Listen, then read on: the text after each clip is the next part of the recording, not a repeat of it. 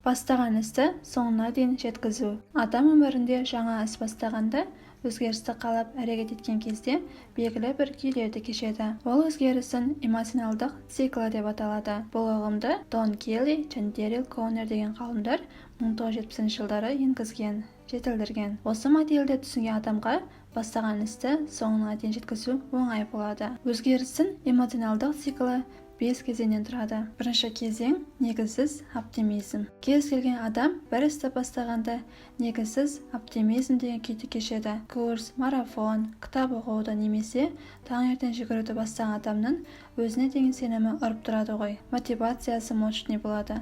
Максимализм болады. Барлық адамда солай. Бұл негізі жоқ оптимизм. Адам бұл этаптан тез өтеді. Екінші кезең – негізі бар пессимизм. Адам жаңа іске кіріседі. Амбиция мықты, бірақ алғаш қиындықтар пайда болатын этап болады. Себебі жетістікке, жеңіске жету оңай емесін. Все будет, но не сразу екен түсінеді.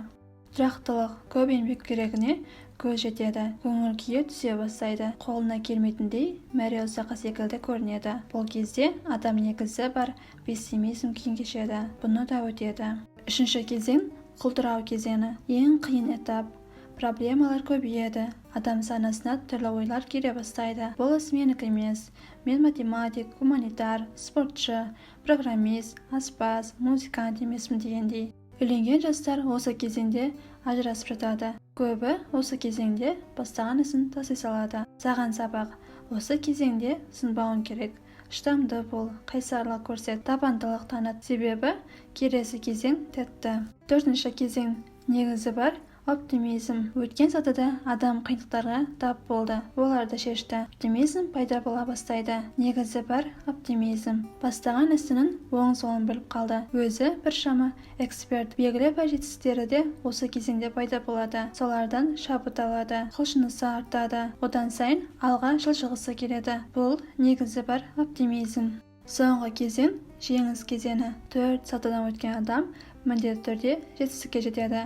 Жеңімпаз атанады. Осы этаптарды түсініп алғаны дұрыс.